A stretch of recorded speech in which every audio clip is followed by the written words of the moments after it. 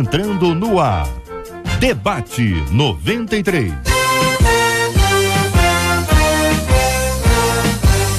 Realização 93 FM. Apresentação J.R. Vargas. Alô, meu irmão! Alô, minha irmã! Já chegou J.R. Vargas!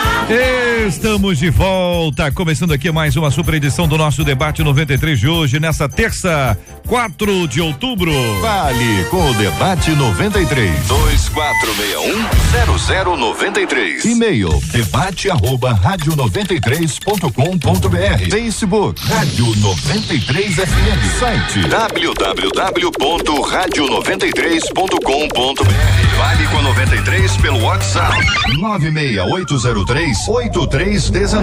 96803-8319. Olha, uma situação impressionante. Uma reportagem de hoje do Jornal Extra traz uma matéria sobre uma pessoa que acabou tendo a sua imagem envolvida na internet, uma postagem que viralizou é quando multiplica, sabe? Todo mundo vê, aí passa pelo WhatsApp, aí manda pelo Facebook, e este homem está sendo acusado de ser um estuprador e sequestrador de crianças.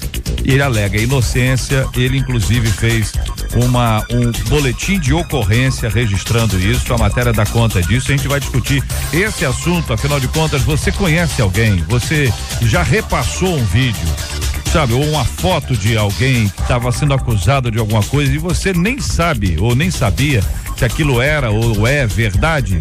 Conhece alguém que já passou por essa triste experiência?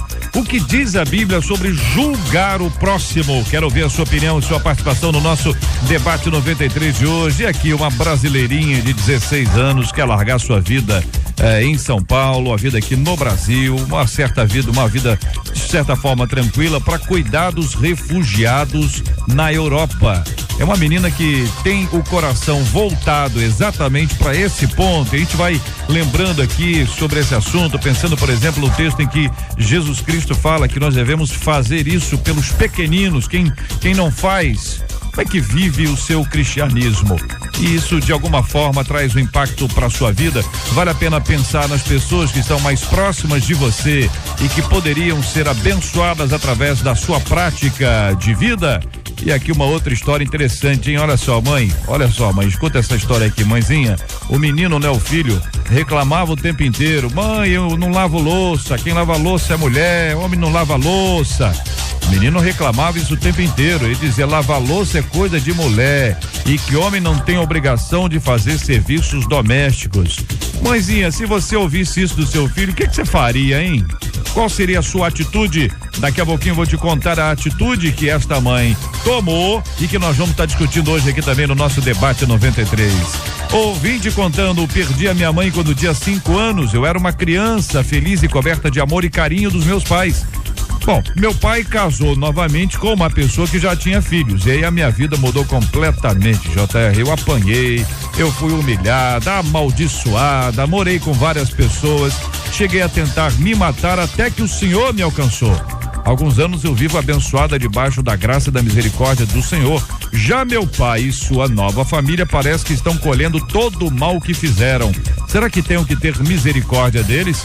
É errado me regozijar a observar o que entendo como sendo a justiça de Deus, ou seja, tá rindo deles, né? O bicho tá pegando lá, tá bem feito, viu? Fizeram o que vocês fizeram. Todo mundo não tem que colher o que plantou? Estaria eu errada? Pergunta a nosso ouvinte. Eu quero saber a sua opinião. Este é o Debate 93 com J.R. Vargas na 93 FM. Pastora Carla Regina, da Assembleia de Deus em Vila Pacaembu, muito bom dia, seja bem-vinda, a nossa menina da mesa de hoje. Pastora Carla, a nossa ouvinte tá feliz no fundo com o que está acontecendo com a família que de alguma forma a rejeitou. A gente sabe que não tá certo, né?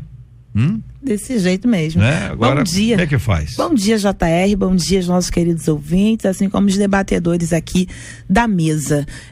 De fato, já fica muito claro que não é um sentimento louvável. Há uma base bíblica que eu já quero começar citando, Provérbios 24, versículo 17, vai dizer: quando cair o teu inimigo, não te alegres, nem quando tropeçar, se regozije o teu coração. Então, a nossa pergunta fica: que motivação é essa que acaba invadindo o coração dessa pessoa a se alegrar pelo outro? Se de fato a gente tem vida com Deus, desejar o mal do outro acaba simplesmente desfazendo o que a gente diz viver. Então a primeira coisa para ser pensada é isso: motivação. O pastor Clark Gable, da Primeira Igreja Batista Universitária do Brasil, em Duque de Caxias. Pastor, muito bom dia. Seja uma vez mais bem-vindo aqui no nosso debate 93 de hoje. O que pensa o querido pastor sobre esse assunto? Bom dia, JR. Bom dia, queridos debatedores, queridos ouvintes.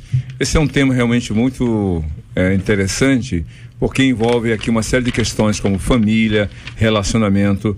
Agora, de fato, é uma questão muito intrigante alguém que se diga cristã alimentar um sentimento de prazer e satisfação quando vê o outro em situação ruim.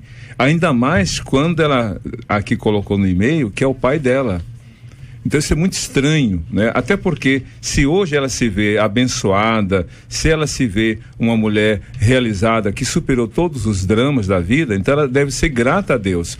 E em vez de alimentar e até fazer um juízo de valor, dizendo que talvez, né? Ela diz, parece que estão colhendo todo o mal que fizeram. Ao contrário, ela tem que orar para que Deus tenha compaixão deles, misericórdia deles, como teve dela, que tudo sofreu. O querido pastor Manassés Brito, da Assembleia de Deus do Campinho, querido, muito bom dia, seja bem-vindo, a paz do Senhor, bom tê-lo aqui no nosso debate de hoje, pastor. A gente sabe que certo não tá, né, pastor? A pessoa tá se alegrando lá com a desgraça alheia, mas nós estamos falando de ser humano, carne e osso, pé no chão, que tem ponto fraco, que olha e diz assim, no fundo, tem gente que diz que não. Mas será que no fundo tem muita gente que se alegra com a tristeza alheia, pastor? Bom dia, JR. Eu quero cumprimentá-lo, os demais debatedores e a todos os nossos milhares de ouvintes com a gloriosa e bendita paz do Senhor Jesus Cristo. Essa situação, JR, eu quero informar-lhe de primeira mão que é uma situação muito antiga no mundo que nós vivemos. Jesus Cristo abordou esse assunto, inclusive, no Sermão do Monte, quando ele se reporta ao Antigo Testamento, a chamada lei conhecida aí vulgarmente de talião, olho por olho, dente por dente, e na época o pessoal já resolvia na hora. Eu estou zangado com você, eu já mato logo, porque aí eu não vou ter depois remorso, não vou esperar nem o perdão chegar.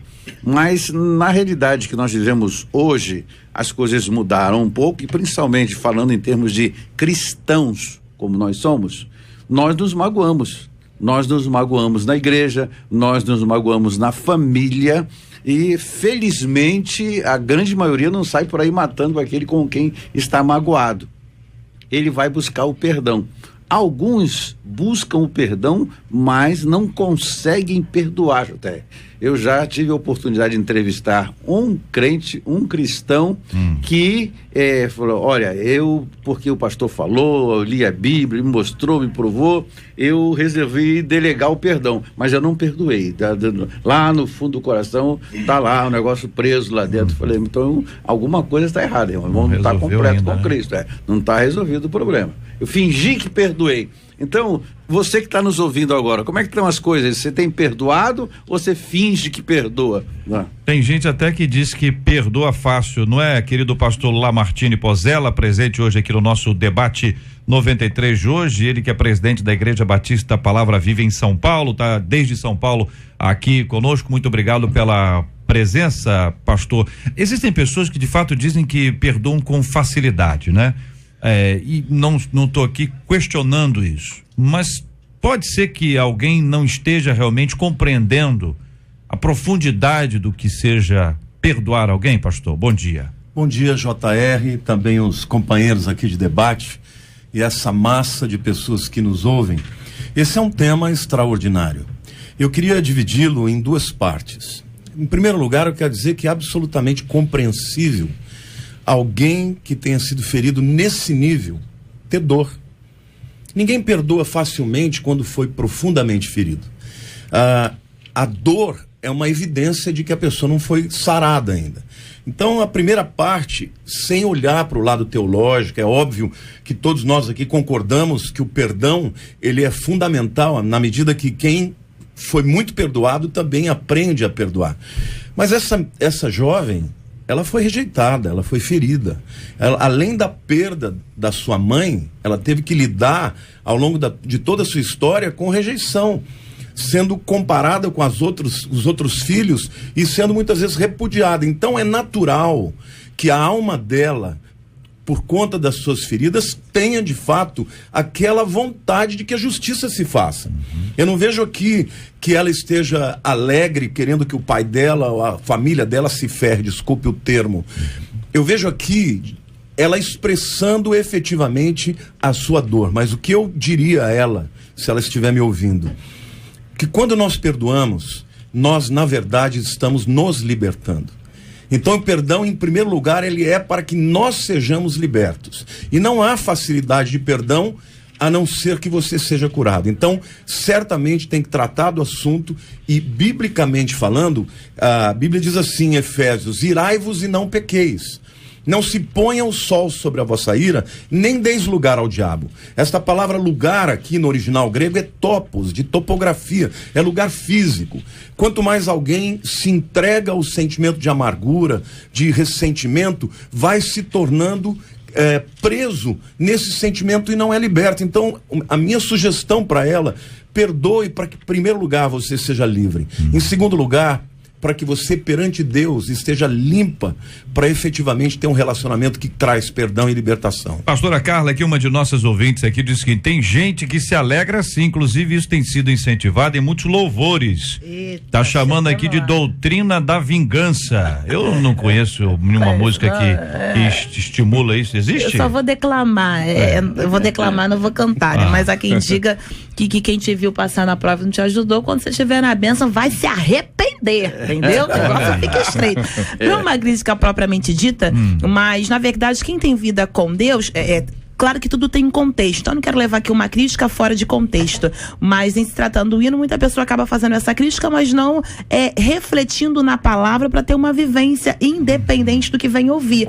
Há uma palavra para que todos possam consultar, e de fato, por mais estímulo que se receba para fazê-lo, e aí a carne pode até gritar, a decisão de perdoar, e aí falando do original dessa palavra perdoar no grego, que significa cancelar, quem decide isso é você. Já fora dito aqui, o mal que isso lhe faz por viver em função de outrem é terrível. Então é você que acaba deixando de viver. Uma base bíblica para ser citada que vale a pena é de José. E eu tô falando do período da lei, não da graça da qual vivemos na cruz de Cristo. Ainda no período da lei, ele teve esse entendimento. Peraí, de primeiro momento, como fora dito aqui, a gente sente, a gente fica raivoso, somos humanos. Ninguém tá aqui dizendo que isso é fácil. Realmente é muito difícil. Ninguém tá minimizando a dor de ninguém. Pelo contrário, a gente está maximizando o que Deus pode fazer por você. Mas lá, Gênesis 50, no versículo 20, quando ele entende, principalmente depois da morte do pai deles, os irmãos ficam preocupados. Ai, meu Deus, papai morreu, agora acabou, vão matar a gente. Olha o que ele fala no versículo 20 e 21. Vós bem tentaste mal contra mim, porém Deus o tornou em bem para fazer como se vê nesse dia, para conservar em vida a um povo grande. Aí, olha só, o perdão tem que ter essa consequência. Olha o que ele fala no versículo 21. Agora, pois, não mais, eu vos sustentarei, a vós e a vossos meninos. Ou seja, não adianta dizer que perdoa se não tem fruto desse perdão. Ouvinte contando aqui no nosso WhatsApp é o 968038319, 968038319, dizendo: JR, na minha opinião, eu creio que essa jovem, ela não está desejando mal para o seu pai, ela está assim se alegrando com a justiça que está acontecendo, diz aqui o nosso ouvinte. Ele cita aqui Gálatas 6:7, não erreis, Deus não se deixa escarnecer, porque tudo que o homem semear, isso também ceifará. É esse ponto que é muito, muito subjetivo, isso é interno, né? Às vezes a pessoa por fora chora, por dentro ri, né? Por fora ri, por dentro chora. Mas Deus nos traz uma palavra em Obadias, um livro que todo mundo já leu na Bíblia, sabe onde fica e tal. Onde? Quando o pastor diz assim, abra a sua Bíblia em Obadias, o vídeo, eu vou orar um pouquinho, baixa a cabeça. Mas aqui no versículo 12 aqui, capítulo 1, mas tu não devias ter olhado com prazer para o dia do teu irmão, o dia da sua calamidade, nem ter se alegrado sobre os filhos de Judá no dia da sua ruína, nem ter falado de boca cheia no dia da angústia, nem ter entrado pela porta do meu povo no dia da sua calamidade. Tu não devias ter olhado com prazer para o seu mal no dia da sua calamidade, nem ter lançado mão nos seus bens no dia da sua calamidade, e por aí, como diz um amigo nosso, por aí vai, né? O texto vai se abrindo e vai sendo revelado uma perspectiva que mostra que estes se alegraram com a desgraça alheia. Quando chegou o dia mau, ou que a Bíblia chama de dia da calamidade, houve regozijo. Pois é, quando você se alegra com o dia mau daquele que lhe prejudicou, é sinal que não houve perdão. Ficou uma mágoa, é a época da lei, olho por olho e dente por dente. Eu vou tentar de todas as formas buscar uma vingança, mas Jesus Cristo ele vai do lado oposto disso, e nós estamos vivendo no cristianismo, e o cristianismo diz o seguinte: Jesus, se alguém te pede uma capa, dá a sua capa para ele. Se alguém pede para você andar 1 quilômetro, anda 2 quilômetros com ele, não importa o quão cansado você esteja. Então, o que Jesus está querendo dizer? Ele está querendo que você beneficie aquele que procura o teu mal. Beneficie, isto retribua com bondades as maldades que foram feitas a você. Desta forma, nós vamos estar neutralizando. Tem 3 palavras interessantes aqui: perdoar, esquecer ou entregar. Perdoar é muito difícil para o ser humano. Esquecer também é quase impossível. O único que esquece é Deus. Agora, entregar, nós podemos entregar. Entrega o teu problema nas mãos do Senhor, ora e deixa Ele trabalhar. Quero dizer para os nossos ouvintes que daqui a pouquinho nós vamos estar orando juntos por esse tema, pedindo a Deus que nos ajude. Aqueles que estão vivendo uma dificuldade nessa linha, ou aqueles que no fundo, aquela história que só você e Deus sabem. Se de fato você está se alegrando, olha, o negócio está ficando feio, aquele irmão estava lá, tinha carro bonito, casa grande, olha a casa dele lá como é que tá, olha o carro dele, tá ficando ruim. No fundo, daquele reizinho escondido, tímido ainda, e que nós precisamos tratar e sermos tratados pelo Senhor.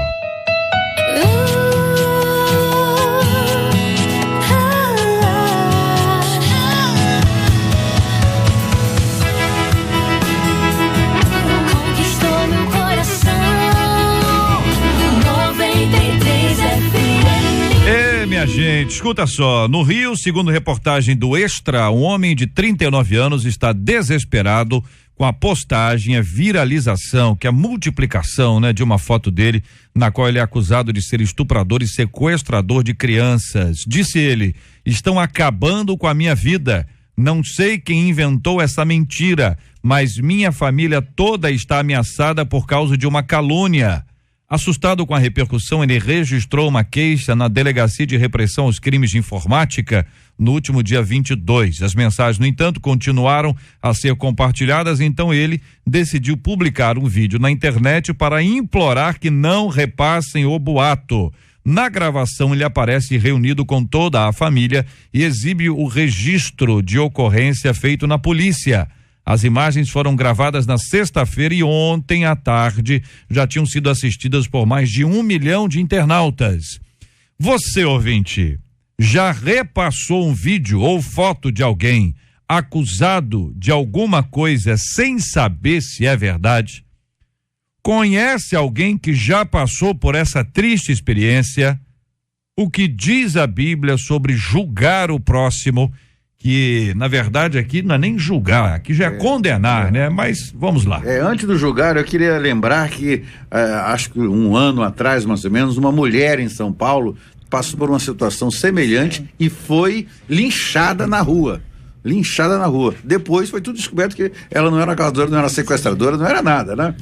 Esse, felizmente, soube da notícia, está se protegendo e ele deve andar com proteção, porque vai encontrar um maluco que não acredita nas justificativas e vai querer fazer justiça com as próprias mãos, e esta situação é realmente complicada.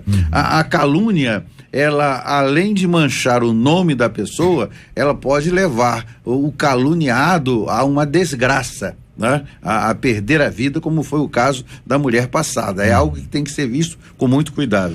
Lá vou eu para José de novo, né? A mulher de Potifar acabou caluniando, acabou que o Senhor transformou o mal em bem. Mas trazendo para vivenciado hoje, a rede virtual acaba sendo um grande agente dessa falsa propagação. Se coloca o que quiser, até nas eleições teve um caso de colocar o número do candidato errado, na foto errada. É cômico se não fosse trágico. E algumas pessoas acabam se deixando levar. Então o que acaba acontecendo é o pré-julgamento que acabamos fazendo com o outro e que não gostaríamos de viver. Então, antes de passar à frente, até mesmo quando alguém, eu já ouvi uma ilustração das 3 peneiras, vocês já devem ter ouvido isso, que quando alguém fala alguma coisa, passa pelas 3 peneiras, né? Você falaria, se fosse a teu respeito, você reproduziria? Você tem certeza do que fora dito? Então não reproduza sem causa, porque o mal que você faz hoje pode ser feito para você amanhã. Uma coisa que eu acho que é muito importante, há um escritor inglês chamado Malcolm Muggeridge. Ele diz que a maldade humana é a verdade empiricamente mais comprovada, ao mesmo tempo que a mais negada intelectualmente. Existe um prazer mórbido por parte das pessoas que faz com que elas acreditem muito facilmente que as pessoas são más, que elas são capazes de fazer o pior. Então, muitas vezes, a rede, a internet nos dá uma coragem de dizer o que queremos. E muitas vezes a pessoa expressa o que ela tem, já o seu ódio, a raiva, e aquilo viraliza. E depois que vai, existe também até uma teoria que diz que o que você fala de mal para o seu semelhante corre 7 vezes mais rápido do que o que você fala de bem. Então nós, como cristãos, temos que tomar cuidado, que você pode destruir a vida da pessoa, pode destruir a vida profissional, não só física, a vida psicológica, a família, os filhos. Então eu creio que a internet é uma bênção, mas nós temos que tomar muito cuidado para não sermos instrumentos de propagar uma mentira. Tem uma frase que às vezes a gente ouve e até equivocadamente a gente repete: uma mentira falada várias vezes se torna uma verdade. Na verdade, não é isso.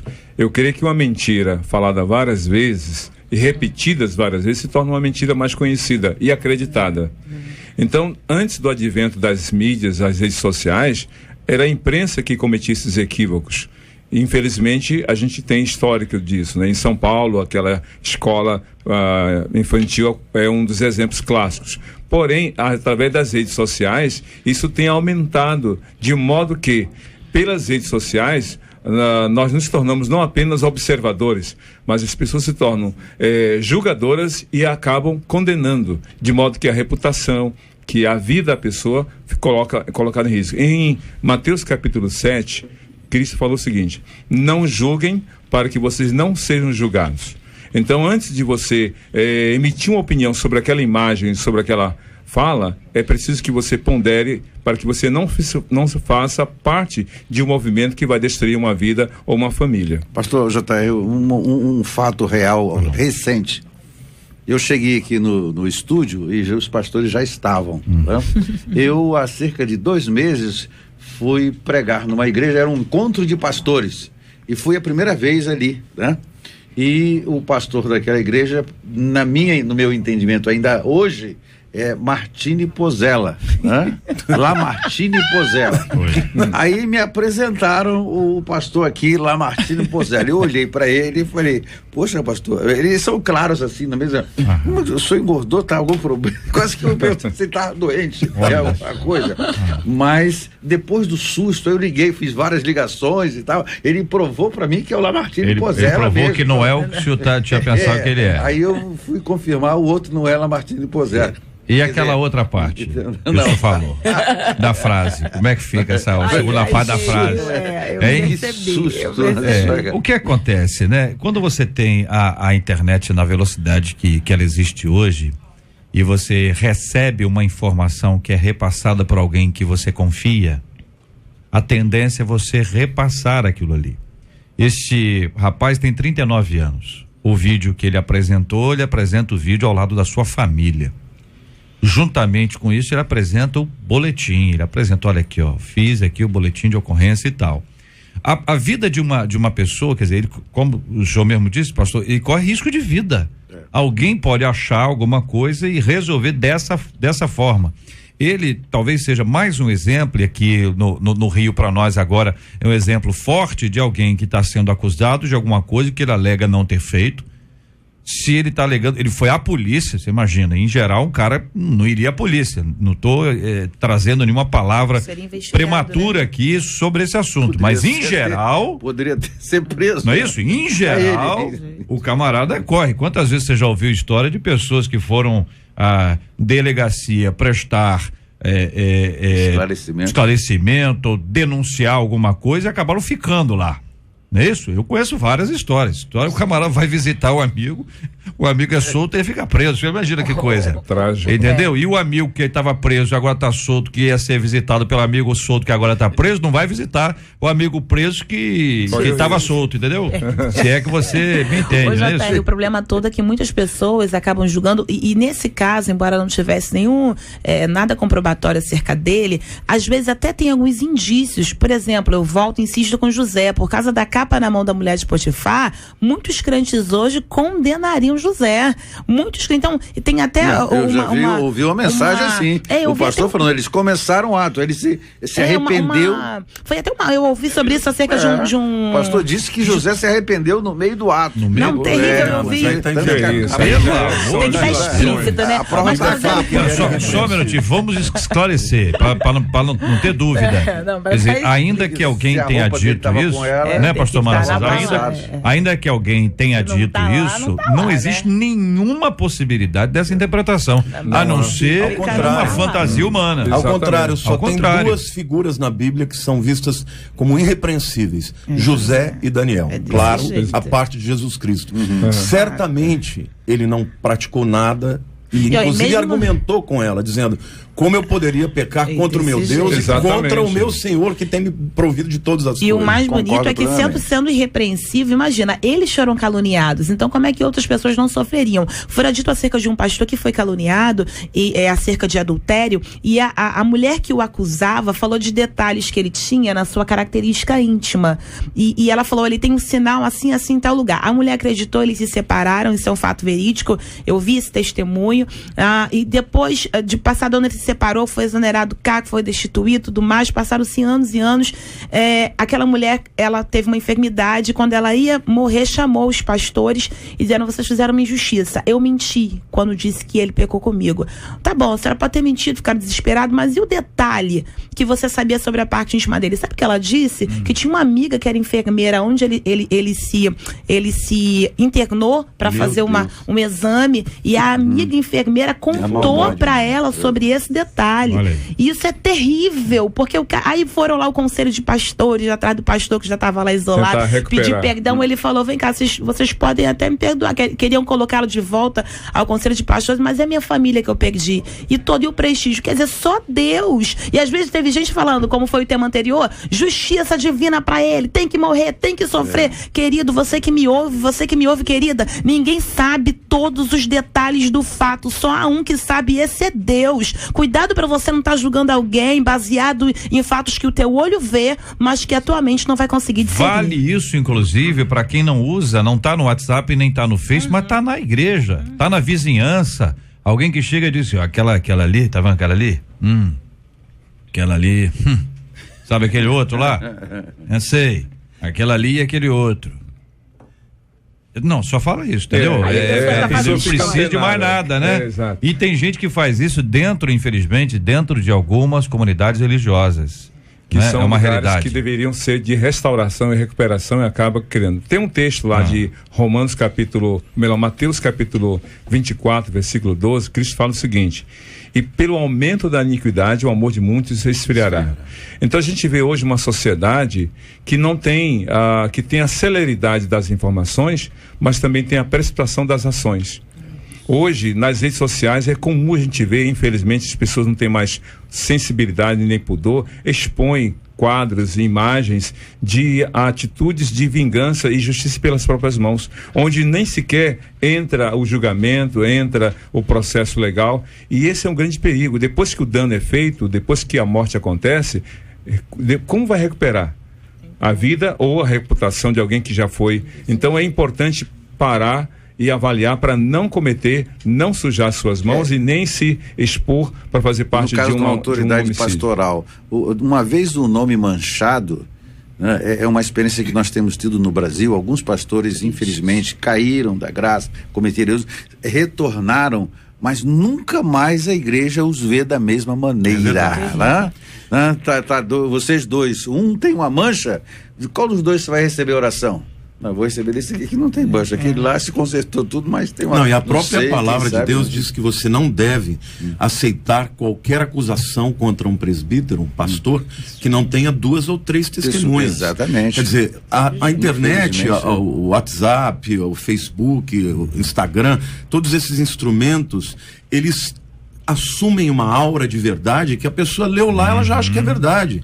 A própria mídia escrita, quando era o instrumento mais importante de propagar uma visão, uma vez que estava escrito, as pessoas acreditavam imediatamente. Então, a gente tem que tomar cuidado, porque mesmo consultar a internet para conhecer alguma área, hoje nós temos lutado nas nossas igrejas com heresias, porque as pessoas não aprendem mais dos púlpitos, elas aprendem na internet. Exatamente. Não sabem qual é a procedência, quem está falando. Então é muito importante que nós usemos de todos os veículos para a propagação do evangelho, mas que tenhamos muito cuidado para não denegrir a vida das pessoas. Do que o pastor está falando, das heresias da internet e da televisão.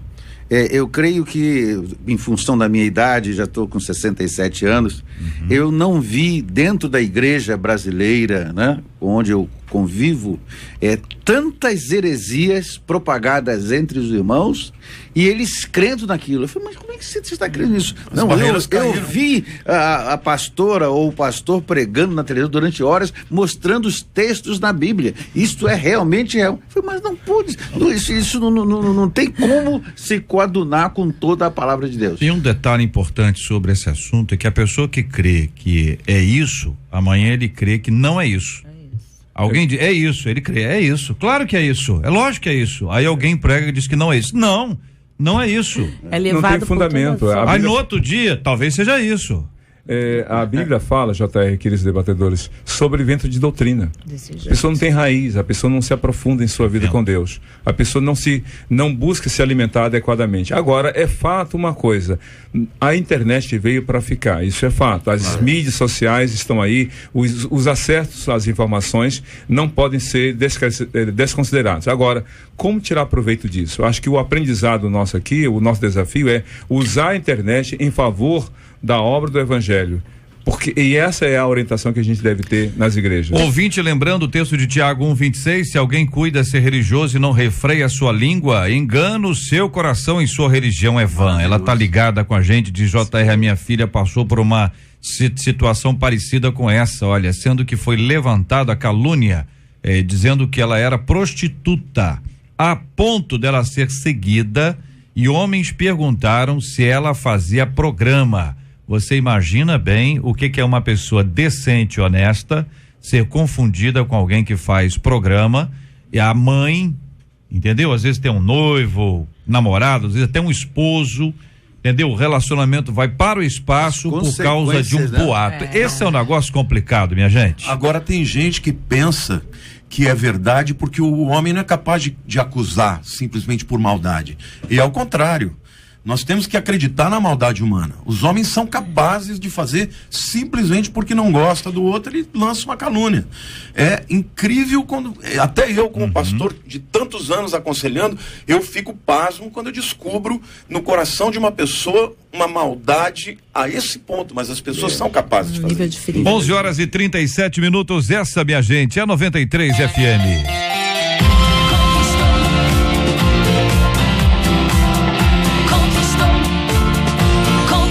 Meu coração, 93 FM. A paulistana A Gabriela Chapazian, de 16 anos, está terminando o ensino médio, mas decidiu que não vai fazer o Enem nem tentar vestibular por agora. Ela escolheu passar o próximo ano se dedicando a uma causa que se tornou sua prioridade na vida: a crise dos refugiados na Europa.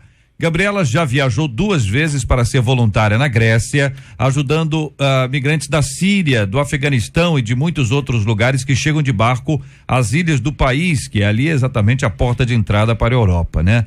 A Bíblia fala em Mateus 25 sobre a importância para Deus de cuidar dos menores e necessitados. Analisando a sua vida, você se considera alguém que se preocupa e ajuda o próximo? O que você poderia fazer para ajudar ainda mais os que precisam? Você conhece pessoas que, por mais que tenham, não conseguem, tampouco querem dividir? Na sua opinião, o egoísmo e o individualismo têm tomado até mesmo os corações dos cristãos? Que pensa você, querido ouvinte, e que pensam aqui os nossos queridos debatedores? Aleluia. Eu acredito, JR, que a gente pode começar falando sobre o seguinte: eu não estou aqui julgando, acho que quem tem que fazer o bem tem que fazer o bem sem olhar a quem. Ponto. Em contrapartida, vale a pena a gente trazer para um outro campo, que às vezes as pessoas querem ajudar com fins da terra em detrimento de cooperar com a sua Jerusalém. E às vezes eu tenho a preocupação de que alguém tenha um desejo tão grande de ir para tão longe quando tem gente do teu lado precisando de você. E aí a gente acaba reverberando o que a gente tocou antes. Essa febre virtual nos faz ver o problema de quem está tão longe em detrimento de enxergar pessoas que precisam da tua ajuda ali tão perto de você. Não estou dizendo que é o caso do que fora citado aqui, mas eu acho que vale a pena ter essa reflexão. Cuidado para você não estar ajudando tanta gente ao teu redor quando a tua família está precisando de você, quando gente que está morando na mesma casa está precisando de você. Então, se é para fazer o bem, que seja. Eu queria fazer uma complementação àquilo que a Carla está falando. Ela tem 16 anos, eu estou me colocando aqui no lugar dos pais dela. Ela é muito jovem. Eu acho que o que ela deveria fazer agora é terminar de fato seus estudos, aprender uma outra língua, porque tem pessoas que têm um chamado transcultural para outros lugares. Tem que se preparar, né? Mas ela não está pronta, nem psicologicamente. Vai para um lugar desse, vai encontrar gente boa e gente ruim. Ela pode ser estuprada, ela pode experimentar coisas que ela não está preparada para isso. Eu acho super louvável que ela tenha esse desejo. Eu tenho uma filha cujo chamado dela é missões. Ela está nos Estados Unidos fazendo faculdade de teologia com ênfase em missões. Eu acho maravilhoso, mas com 16 anos ela não está pronta. Aí entra um fator que eu gostaria de acrescentar. A mídia está enfocando demais, no meu modo de ver, essa situação. A morte daquele garotinho na praia, né, e depois que o guarda vem e pega, aquele comoveu o mundo inteiro, né? Então, crianças de 16 anos, é criança, é adolescente, é criança, assistindo quadros como este, pode ser motivada erroneamente, né? Ser levada erroneamente a se dedicar a uma causa que não vai acrescentar à sua vida, pode trazer problemas. Que problemas são esses? Primeiro, a questão dos estudos, né? Atrapalhar a sua carreira cultural. Segundo, a questão religiosa. A maioria, 99% dessas pessoas são muçulmanas e talvez haverá um envolvimento na religião. E por último, eu acrescento o que a pastora Carla falou, que é a questão da olhar na própria rua. Na própria rua, talvez haja pessoas na mesma situação daqueles que estão lá desabrigados, mas que ninguém foca. A televisão não coloca. Se a nossa televisão fosse nos lugares, nas praças públicas, nossa igreja tem um serviço social nas praças públicas, à noite, de sopa, comida, papapá. Não resolve o problema, lógico, da comida. O ideal seria tirá-los dali, consertá-los, mas como não dá, a gente faz uma parte. Mas se a televisão estivesse mostrando este lado, as pessoas idosas, pessoas com pouco roupas e machucados, sem condições de ir ao hospital, situações gravíssimas, aqui pertinho, aqui em Cascadura, aqui em Madureira, nas praças Marechal Hermes, horríveis, numa situação igual àquela daqueles que estão lá. Deixa eu ver se eu entendi. Não há aqui, pelo que eu estou entendendo, nenhuma palavra contrária a que os refugiados sejam abrigados de alguma forma, mas está se dizendo que aqui também tem necessidade. É que essa palavra, ela pode ser interpretada de forma talvez diferente da que vocês estão apresentando. E algumas pessoas, até por exemplo, quando você faz investimento em obra missionária, olha, vamos investir aqui no missionário que está na Grécia, por exemplo, se está aqui no mesmo lugar. Alguém diz, mas na Grécia precisa, pastor? Aqui tal lugar, tal bairro, assim, tem milhares de pessoas que estão, se o raciocínio for esse, correto? Não. Ninguém faz missões mundiais, todo mundo vai fazer missão local. Estou trazendo para vocês, para que vocês compreendam que esta é uma interpretação a ser feita. Vou acrescentar mais um dado para ouvi-los sobre esse assunto. A menina fez a primeira viagem dela com a mãe. A mãe dela é uma ativista. A mãe dela é uma pessoa que se preocupa com este tipo de ação. Há uma razão. A Gabriela aqui, a menina, ela encorajou a mãe. Mãe, por que a senhora não vai? A mãe acompanhava esse fenômeno da Primavera Árabe pelo Twitter e foi acompanhando isso e foi se empolgando. E a filha falou, mãe, por que você não vai? E na preparação da viagem, a mãe viu que a filha estava mais empolgada que ela e resolveu levar a filha. A viagem foi financiada pela mãe da mãe, ou seja, a avó dessa menina, e pela tia. Não, tá certo? E foram. E ela fez a viagem inteira preocupada, o que a minha filha vai ver? E ela disse, no artigo que ela escreveu, de que ela não conseguiria preparar a filha dela para aquilo, mas que viu a filha dela se tornar adulta diante dos seus olhos em razão de uma crise tão grande como essa. Então, veja, existe alguém acima dela, a mãe, uma fonte de inspiração que mostra uma perspectiva e que essa menina com 16 anos, de alguma forma, abraçou. Eu acho importante saber que em alguns países, como os Estados Unidos, é comum incentivar o adolescente nas férias de verão ter algum envolvimento numa ação missionária, numa ação social. Eu já vi vários filmes onde adolescentes, 16, 17 anos, vão para a África, principalmente, que é o lugar de maior apelo na questão da necessidade do ser humano.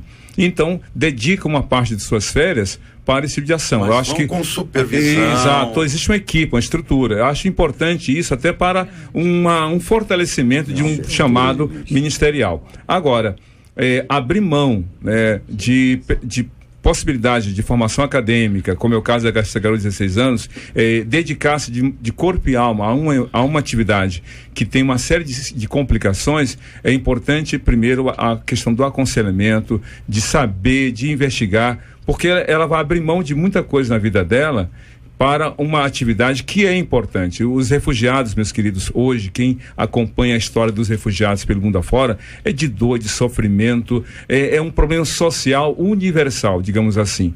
E é preciso dar uma resposta. Agora, envolver uma adolescente nessa perspectiva, ainda mais na condição em que ela se encontra, é um risco muito grande. A Bíblia diz lá, Cristo fala em Mateus 5, versículo 12, bem-aventurados os misericordiosos, porque alcançarão misericórdia. Se preocupar com o próximo em sua dor é um ato de misericórdia, mas nesse caso do adolescente é preciso que ela tenha uma condição de maturidade para lidar com esses problemas. Eu queria só fazer contrapor aqui uma ideia que foi colocada por dois dos nossos debatedores aqui. Eu acho que a questão não tem coisa para fazer aqui, não precisa ir lá, porque cada um tem o seu chamado. Exato. Eu acho que Deus tem pessoas para as quais Ele chama para a sua Judeia e tem outras que Ele chama para os confins da terra.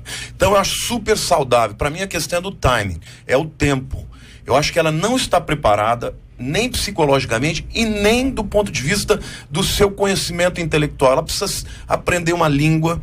Eu acho que o ideal para ela seria estudar, fazer uma faculdade, se preparar, estudar inglês, se tornar fluente, para que com 23, 24 anos ela pudesse seguir o seu chamado, mas agora já preparada psicologicamente para aquilo que ela iria enfrentar. 16 anos é muito cedo. Um ouvinte dizendo aqui, eu acho que os pastores estão sendo muito duros com essa situação.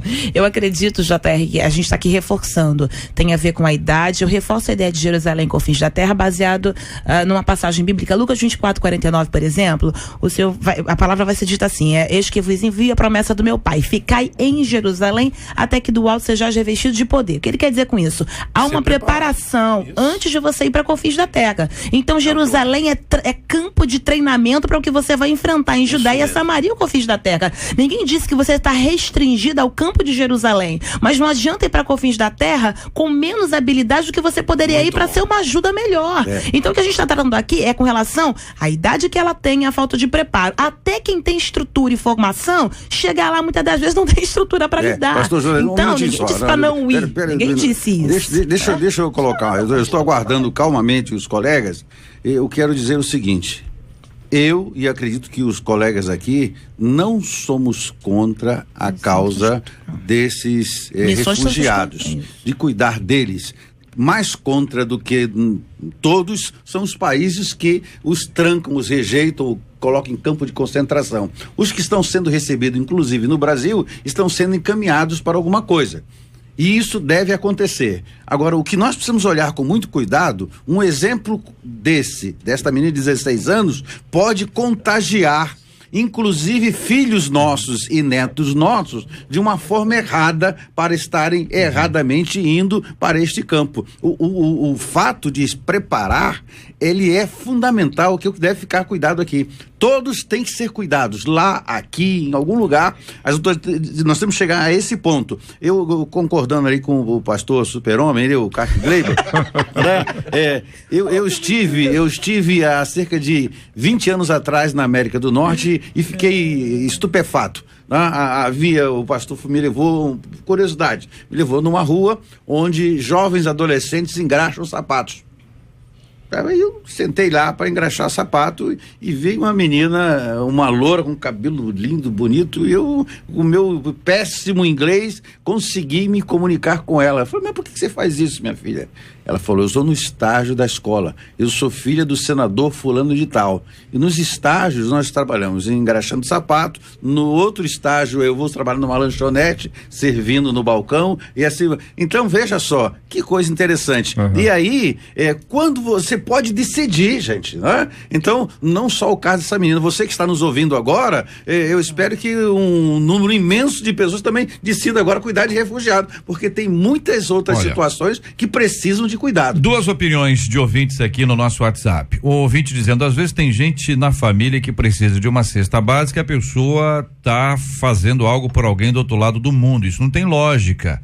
É assim que o Brasil faz, cuida do Haiti.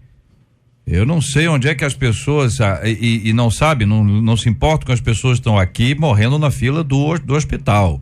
Seria a mesma coisa que eu pagar a escola e plano de saúde para o filho do vizinho, e o meu filho estaria aqui passando necessidade. É a opinião que traz uma de nossas queridas ouvintes aqui. No outro lado, uma ouvinte diz: olha, o adolescente, 16 anos, ele está preparado sim. Essa menina está agindo de forma que ela compreende que existe uma necessidade, existe uma oportunidade, e ela tem a mãe dela para orientar. Bom, que tem a mãe dela, parece que tem a mãe dela. Uma jovem senhora, mas com experiência internacional, levou a filha. Para a filha, não é um ambiente novo. Para essa menina não é um ambiente novo. Já tem experiência. Né? Foi despertado nela isso pela mãe, que é o lado da confiança. Alguém de confiança despertou. Enfim, essa história, evidentemente, nós estamos discutindo aqui, e aqui não há nenhuma pretensão de ter um posicionamento favorável ou contrário ao que a mãe resolveu em relação a ela.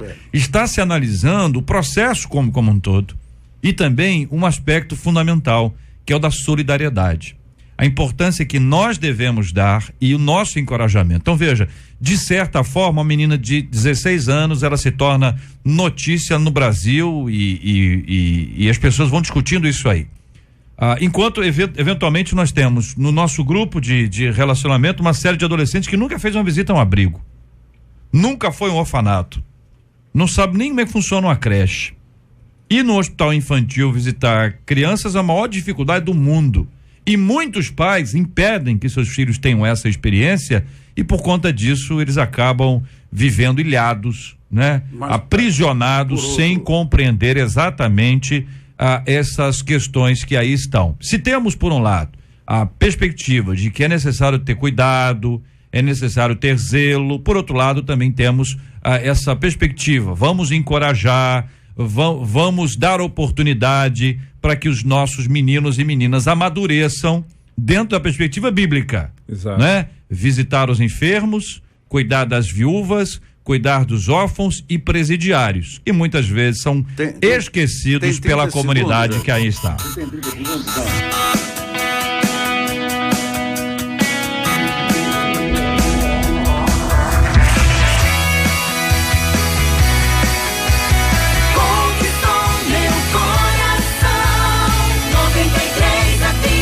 Meu Deus do céu, uma mãe resolveu mudar os hábitos do filho mais velho, menino de 13 anos. Olha aí, pastora Carla, vou começar com você, hein? Quando percebeu que ele vinha fazendo comentários machistas. Segundo a microempresária Grace, olha aí. O nome dela é Grace. Bom, ela tem 31 anos, muito jovem. O menino disse que lavar louça é coisa de mulher e que homem não tem obrigação de fazer serviços domésticos. A mãe então instituiu que a partir daquele momento o menino seria o lavador oficial de louças da casa. E o caçula, ó, o caçula botando pilha, hein? E o caçula também não fugiu das novas regras. É dele a obrigação de recolher a louça que fica na mesa depois das refeições. Eu estava fazendo jantar e meu marido estava fazendo outras tarefas. Meu filho reclamou que estava com fome, que o jantar estava demorando. Olha aí, pastora. Aí eu falei para ele que se ele lavasse as louças, o jantar seria mais rápido. Aí ele soltou essa pérola, foi quando nós tomamos a decisão. Apesar da resistência inicial do filho, ela se manteve firme na decisão. Não foi uma punição, foi para que ele perceba que isso não é uma tarefa exclusiva de mulher e que ele pode fazer isso sim. Foi por isso que eu e meu marido tomamos essa atitude. Acho que isso impacta o futuro deles. As noras que virão merecem respeito, o mesmo respeito que eles têm a obrigação de ter comigo. Precisam saber que elas não são empregadas, mas companheiras deles e que tarefas do lar, fala essa mãe, hein? Pelo amor de Deus, tarefas do lar não são funções específicas delas. A atitude da mãe, acabou o texto dela, a atitude da mãe foi elogiada nas redes e o post viralizou. Tendo mais de 2.000 compartilhamentos. Para ela, a atitude não foi uma punição, mas uma forma de conscientizar os filhos e torná-los homens mais conscientes. Louvado seja Deus pela vida dessa mãe. Eu tenho um negão de 12 anos lá, que Deus nos deu, o maridão tá aqui também, e ele vem no ritmo, mas ele tem a referência nos pais. Então, quando os pais isso é educar, que é simplesmente você não só explicar, mas fazê-lo compreender que você não pode ter o outro como inferior a você. Então, quando ela educa, ela amplia os horizontes dessa criança para dizer, olha, trate o outro como você gostaria de ser tratado. Então o pai e a mãe tá de parabéns. Para quem tem filho, tem muita gente que acaba delegando a educação à escola em detrimento de educá-los em casa. Então lá ele vai aprender, mas com você ele vai ser educado de verdade. Então tem de começar de casa o exemplo. Eu tenho essa experiência própria porque nasci num lar paupérrimo, minha mãe trabalhava costurando para fora. E os 2 filhos mais velhos era eu e meu irmão, que hoje é pastor também. Então, um dia um arrumava a casa e fazia a comida e o outro fazia outras tarefas de limpeza de quintal e tal. Então, nós íamos nos revezando. Quer dizer, crescemos hoje e a minha esposa ficou surpresa com o primeiro jantar que eu fiz em casa. Pera um pouquinho. As noras agradecem. Os pratos que os meus filhos adoram. Bife de panela, por exemplo, é minha especialidade. Bife de panela? Como é que faz bife de panela? A gente tem que cortar a panela em vários pedacinhos. Vai, o pessoal vai seguir a lista. Então é assim, né? Diga aí, pastor Clay. Eu acho interessante que, no caso da fala dessa mãe, que ela e o marido tomaram essa atitude. Isso é muito importante, porque se fosse só dela, poderia ser visto como uma represária ou então uma espécie de castigo. Mas como foi o marido e a esposa que concordaram, então didaticamente está mostrando exatamente que todos são iguais e que, ainda mais na atual conjuntura, onde o marido e a mulher precisam trabalhar, então os dois têm que estar envolvidos. E o valor, o mais importante é reconhecer o valor das pessoas. A escola ensina, mas quem educa são os pais. Aqui, pastor, os melhores chefes de cozinha foram lavadores de pratos, diz aqui uma de nossas queridas ouvintes, a quem eu quero agradecer pela opinião e pela participação aqui no nosso debate 93 de hoje. Eu não tenho nada contra as mulheres, não, mas dizem que os maiores cozinheiros do mundo são homens. Ó, Né? pilha aí, ó. Não vem não, pastor Manassés, não olha faz aí. isso. Você está falando, vai haver reações, pastor. Vou ver se Deus sobra aí sabe. a receita do bife de panela aí, que eu até agora não vi como é que faz. Que pensa o senhor, pastor Lamartine, sobre esse assunto?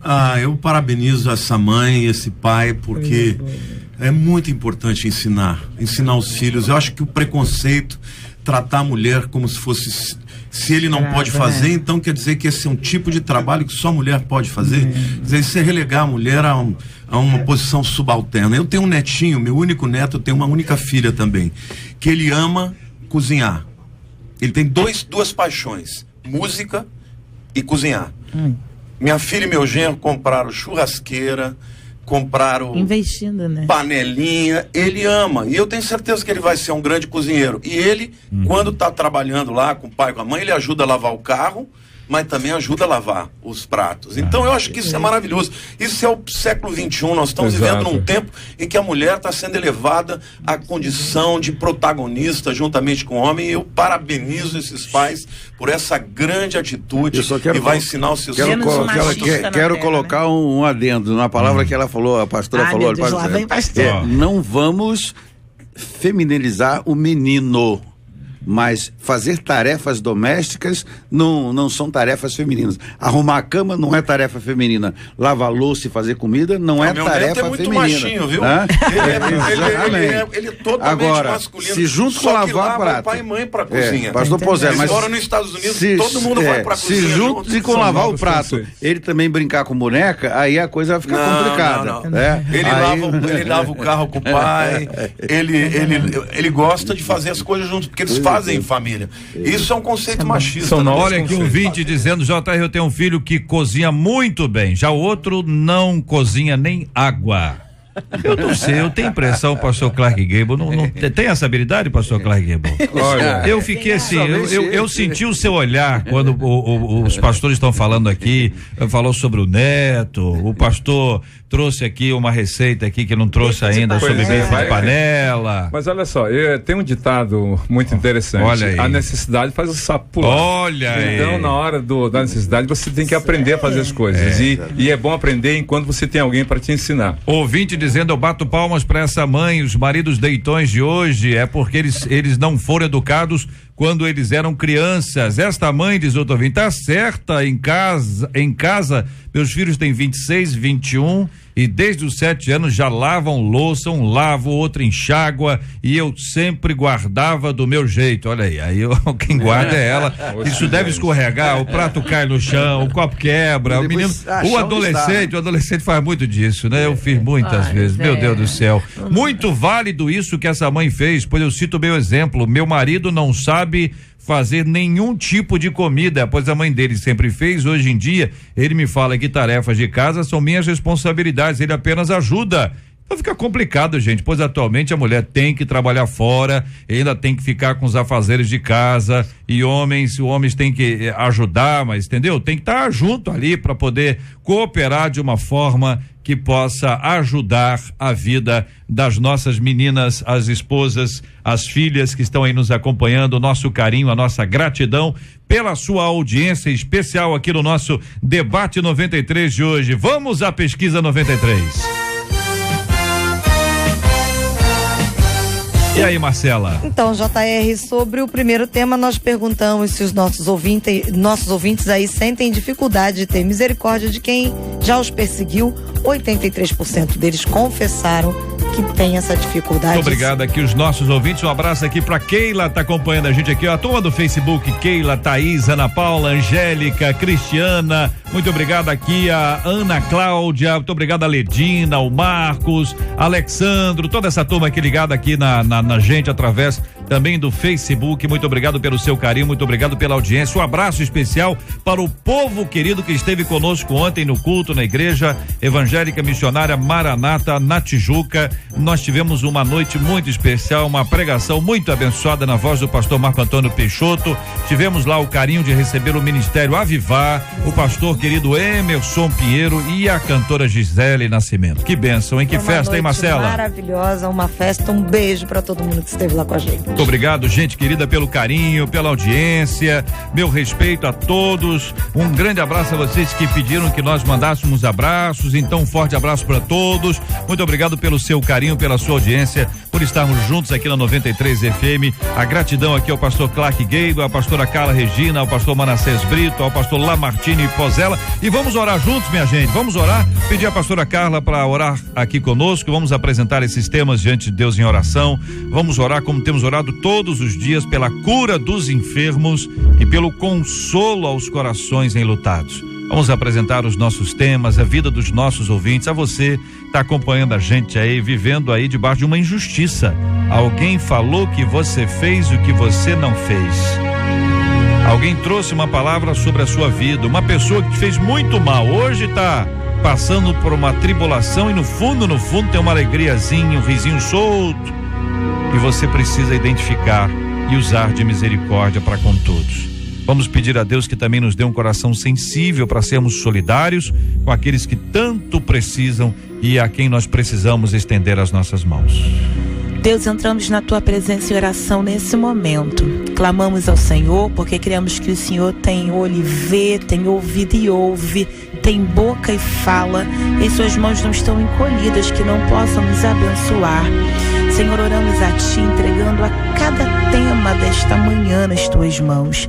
Oramos, Senhor, acerca daqueles que porventura não conseguem liberar o perdão e se sentem simplesmente, Senhor, ilhados com um sentimento, meu Pai, de regozijo no sofrimento alheio.